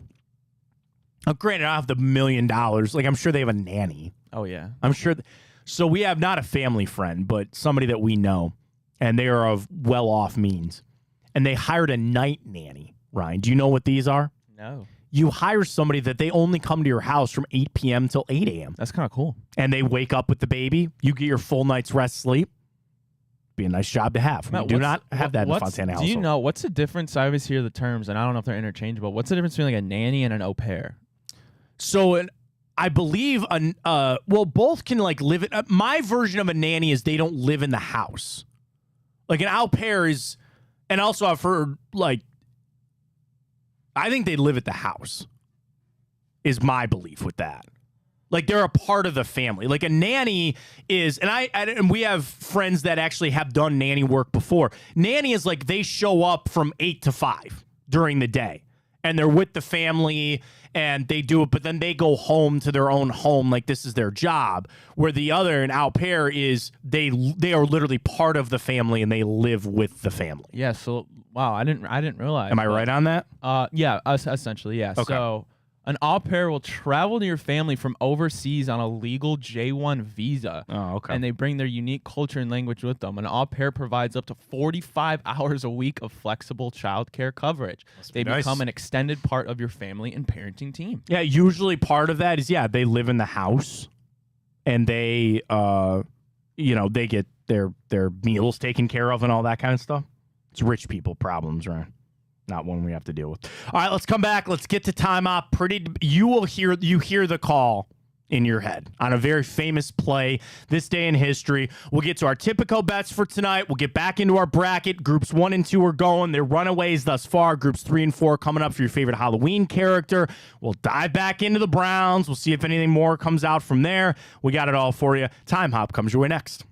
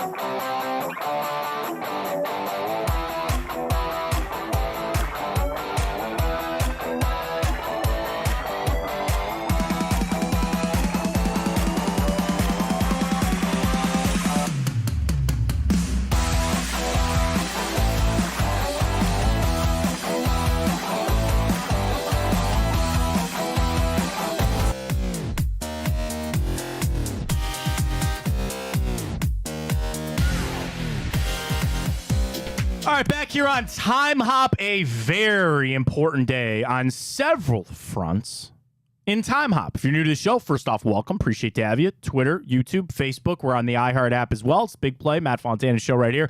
And we always do this. We go back this day in history, 25th of October, the date. Let's see what we got, including this day, 2020. Browns needing a comeback touchdown from Donovan Peoples-Jones with 11 seconds to play. Beat the Bengals 37-34, but we remember this game for what, Ryan? Odell Beckham tore his ACL in this game, this day 2020. Again, needed that touchdown from Donovan Peoples-Jones with 11 seconds to play. Baker Mayfield threw 5 touchdowns in the game to propel the Browns to a victory. Joe Burrow had 3 of his own. Harrison Bryant had 2. DPJ had 1. Kareem Hunt and David Njoku all catching touchdowns that day for the Cleveland Browns. Kareem Hunt was your leading rusher. Of course, Nick Chubb not playing in that game. He was out with injury. So the Browns get a win, 37-34, this day 2020. This day 2017. Hugh Jackson announced Deshaun Kaiser would be the starter for Week 8, returning as the starting quarterback for the Cleveland Browns. What's he doing? Probably, I don't know. I don't even know. Because it's funny, like, all the people I follow on Twitter, they do workouts in the NFL, right? Like tryouts and stuff. Dude, I saw Matt Barkley. That Matt Barkley from USC still getting workouts. And then I was shocked to find out he was still in the NFL last year. Deshaun Kaiser last was on an NFL team. This is weird. He was released from the Titans on August 5th, 2021, after they signed Matt Barkley to be the backup. He was re-signed to the practice squad, but then released a few days after that. So he's not played in an NFL game since 2018 because we sent him to Green Bay. It sucks for Deshaun Kaiser. I don't know what he's doing. Probably not a lot. This day, 2016 World Series Game 1. Indians get the win 6-0 over the Cubs. Roberto Perez, 2 home runs in that game to start it off well. We all know how it ended, but that's all right. This day, 2015, Browns taking on the Rams at the time of St. Louis fame. We fall 24-6. Todd Gurley had 2 touchdowns in the game. If this was a Josh McCown, Nick Foles duel, neither one of them threw a touchdown in the game. The Browns' leading rusher was Robert Turbin, the Turbinator. Got it done. Gary Barnidge had 100 receiving yards. Duke Johnson 73 in what just had to have been a crap game. Browns fall to 2-5. This day 2015. This day 2012. David Stern announced his retirement as the NBA commissioner, with his final day being 2 years later, which I always think is stupid. Like, I'm going to retire, but I'm going to finish out the year. I know David Stern is passed. He's no longer with us. I always thought he sucked as the commissioner. Do you ever see that video of him with Jim Rome? Test because Rome started going after him about how that Chris Paul trade went down because the NBA had taken over the Hornets and, got testy. I was never a big David Stern fan, but I don't know what to tell you. This day, 1999, a pretty sad one. Payne Stewart passed away, of course, and unfortunately in a plane, depressurized and passing away. The legend that is Payne Stewart. This day, 1995, the Braves get a 5-2 win over the Indians in Game 4 of the World Series. I apologize. I did not have the box score pulled up. Give me 2 seconds to remedy that situation for you. So what did I say? Game 4. Steve Avery got the win. Ken Hill take the loss. Albert Bell and Manny Ramirez both got both had home runs there in Game 4. Nobody scored till the 6th inning. The big hurt was the Braves got 3 runs in the top of the 7th. A controversial play happened when Eddie Murray hit a pitch over third base, and left field umpire Jim McKeon called it foul, while the third base umpire looked at McKeon to make the call. Murray eventually walked and reached second on a balk, but then struck out to end the inning. So that would have, I think, assuming score a run, potentially, I don't know. David Justice had 2 RBIs on a single in that 7th inning to propel them to a win. And as the series went, Atlanta won Game 4, Cleveland won Game 3, Atlanta won Game 2, and Game 1. So that made it a 3-1 lead there for the Braves this day, 1995. I mentioned a call, and I'm never going to be able to do it in the proper way of the legendary voice that is Vin Scully, but I will attempt it. Of this day, 1986. So the winning run is at second base with 2 outs, 3-2 to Milky Wilson. A little roller up the first line. Behind the bag, it gets through Buckner. Here comes Knight, and the Mets win it. Yes, the Bill Buckner play this day, 1986, in World Series Game 6. The Mets beat Boston 6-5. The crazy thing about, so they asked Buckner about it later in life. Because, of course, people glommed on that was part of the thing with Fenway, or, thing with Boston and all that kind of stuff. Bill Buckner was a really good defensive first baseman. Years later, he admitted he used a floppy glove. And he felt like when he moved to his left, the glove flopped over, and that's how the ball got underneath Buckner. Mets would get the win in Game 6, and, of course, they would go on to win the World Series in Game 7 at Shea Stadium. So the Buckner play. How'd I do with my Vin Scully? Close? Yes. Okay, thank you very much. Bill Buckner play. This day, 1986. This day, 1955, the first ever microwave was sold. Where do you be at today? No reheated pizza? Wow. My wife thinks I'm a savage. I used to put pizza rolls in the microwave. I admit that the oven is probably preferred, but the microwave is just so much quicker. Yeah, sometimes you're just too hungry. There you go. So you just throw the pizza rolls in. But the microwave, first commercially sold this day, 1955. Very happy birthday goes to Chair Throwing Bobby Knight, Pedro Martinez, former Ohio State guard Andrew Norwell, Xander Schauffele, Pablo Picasso, Katy Perry, wrestling legend Dan Gable, actor Craig Robinson, and Chad, not Will Ferrell Smith, drummer for the Red Hot Chili Peppers, all celebrating birthdays today. 2 movies for you today, Ryan. I think you have an outside shot of going 2 for 2 today. I always do, Matt.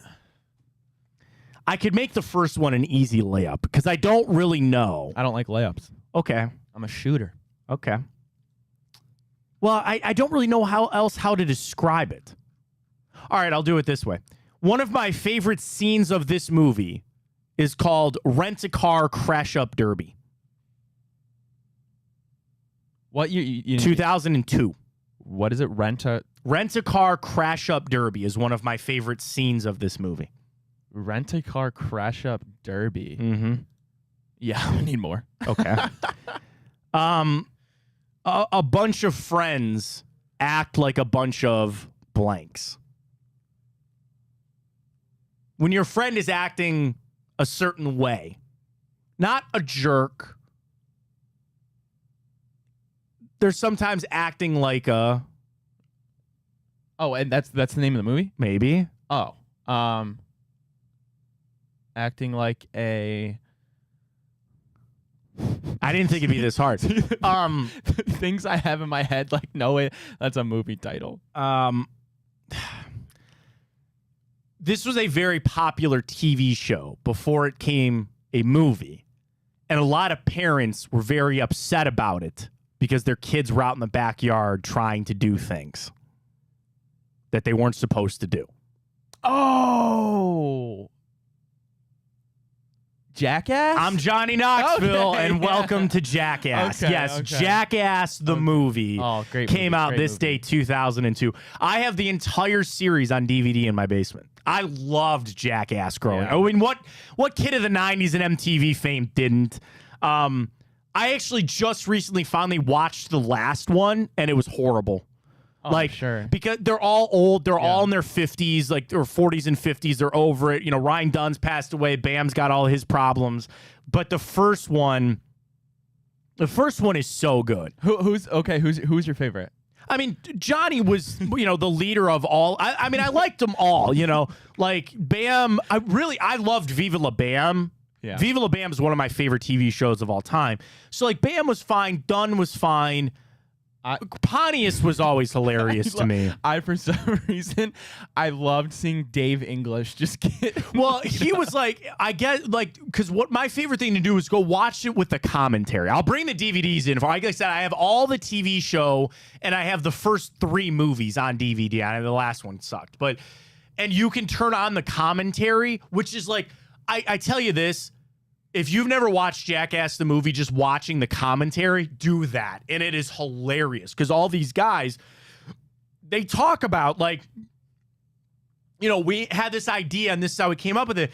And apparently Dave England and Aaron McGehee, who are the two that people probably don't like, the most, those were always the final guys where they would go to everybody else with these stunts. And when they said no, it usually fell on the shoulders of Dave England or Aaron McGehee to do them.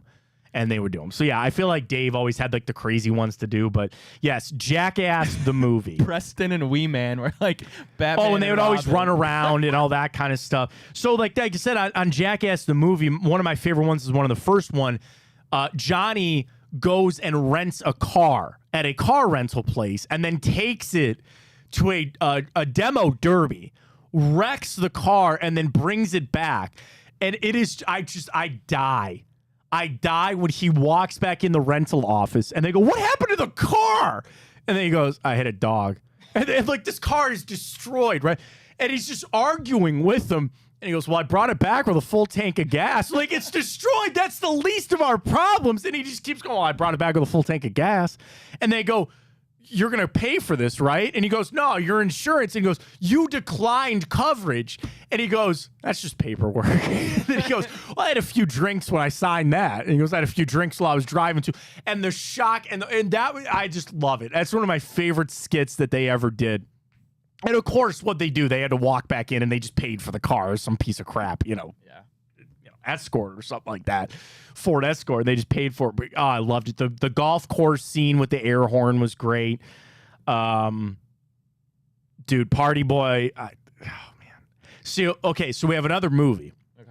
And I was going to tell myself, I was like, I need to go watch this movie because it's his birthday and I love this movie. But now I want to go and watch Jackass the movie. All right, so you're 1 for 1. I'll give you that. 2002 Jackass. All right, next one. This day, 1978. And a famous line of, "Is that the boogeyman?" Oh, another boogeyman reference. Is that the And the boogeyman? response is, as a matter of fact, it was. Can I get a genre? It's in our bracket. Oh. It's in the bracket. I don't know. Is that the boogeyman? As a matter of fact, it was. It's about to win. It's about to win Group 1. Oh, Group 1 was Michael Myers, right? So Halloween? Halloween is correct. Oh, okay. The original, The Goats, one of the best ever, one of my favorite movies of all time. Halloween came out this day, 1978. Well done on Time Hop. Let's get to our bracket right now. Favorite Halloween character. Michael Myers ran away with it. 80% of the vote. Ghostface, Pinhead, and Casper going home. Group 2, a little closer. Jason Voorhees, 60% of the vote. Pennywise, Carrie White, and the Sanderson sisters are done. So now we get to Group 3. Jack Torrance of The Shining, Beetlejuice, Leatherface, and Pumpkinhead. I might feel a little Beetlejuice upset there in Group 3.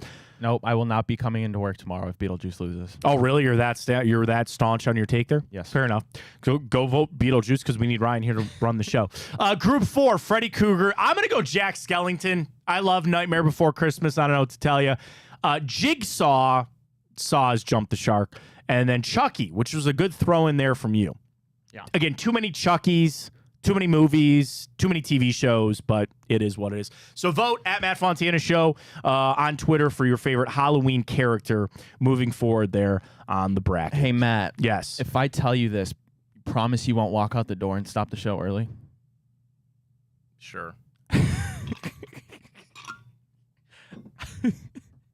I've never seen Nightmare Before Christmas.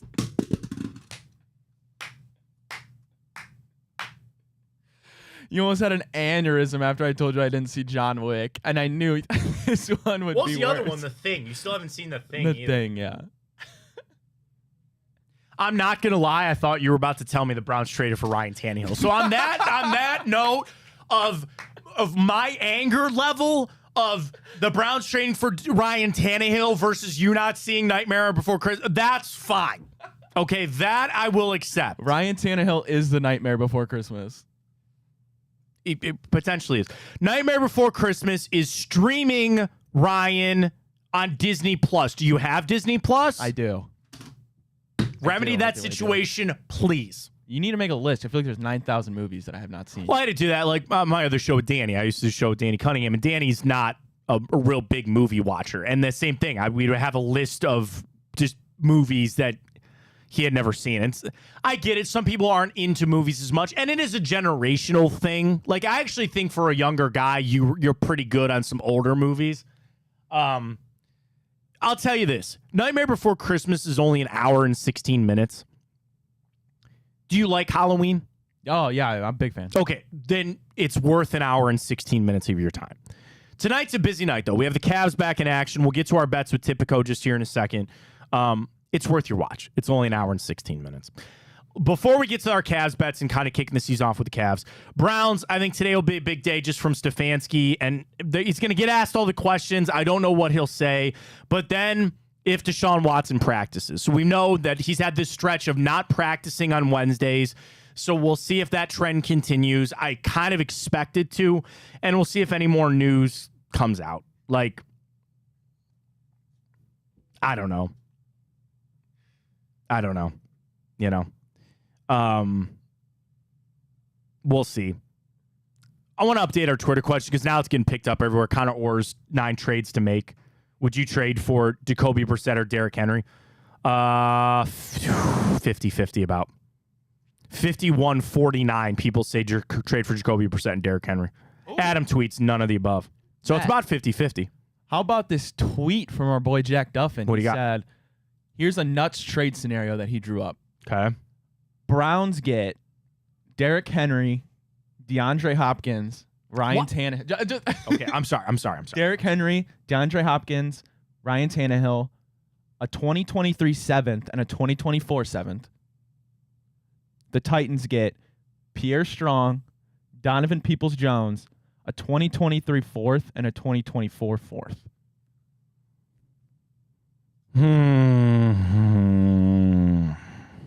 I mean, that's a block, but I mean, I'm going to tell you my initial reaction.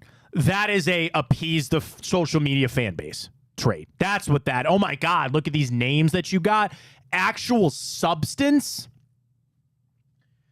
You know, moving on from DPJ, if they're not going to sign him to a contract extension after the season, sure, get him out of here, use him for something, whatever. The 2 4s, fine. If you want to make that trade, go ahead and do it. If you want to make that, sure, fine.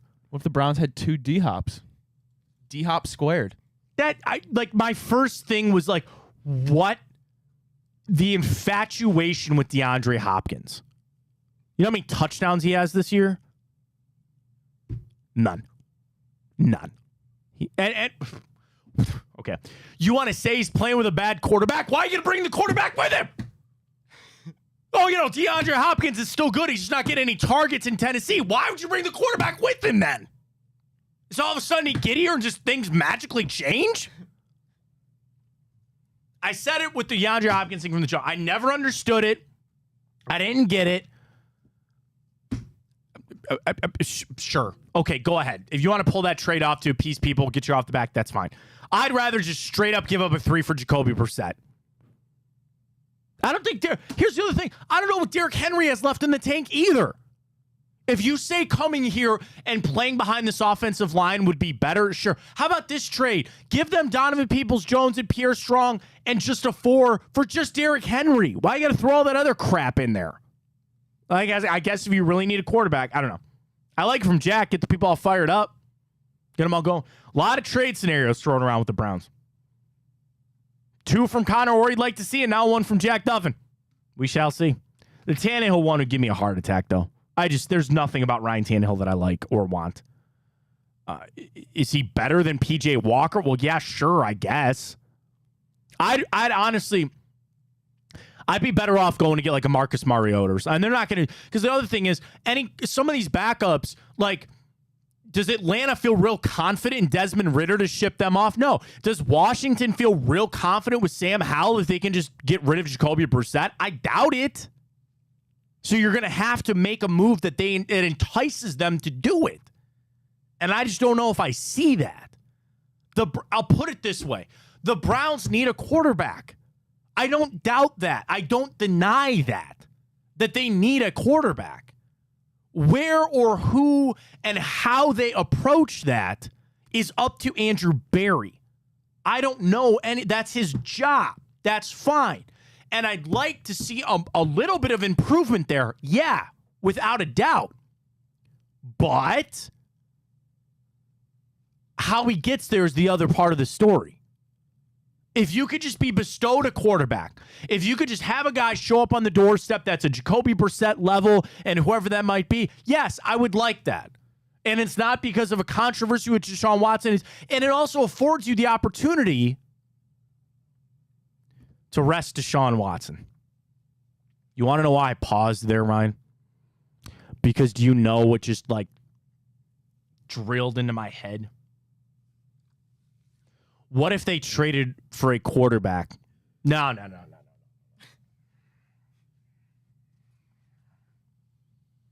Cavs, we'll get to our bets here in a second. I'm just going to say it. What if they trade for a quarterback to use that as leverage over Watson again?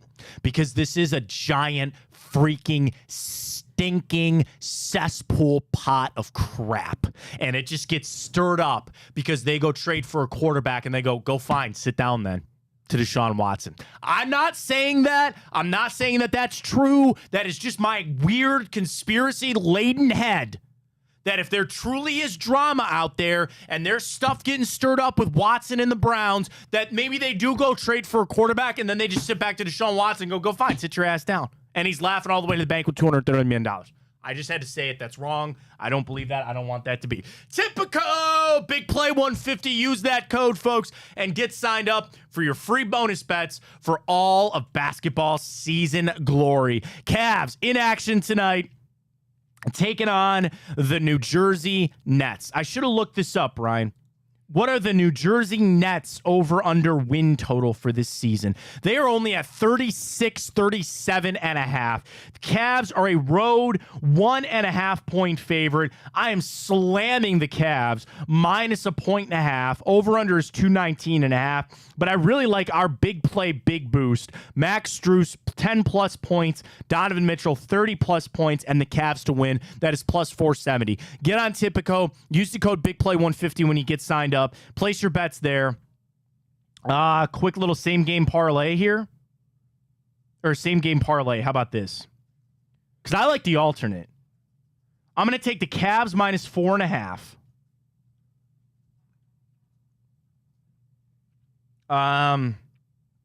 Donovan Mitchell's over under 28.5. Donovan over. Evan Mobley 15.5. Over.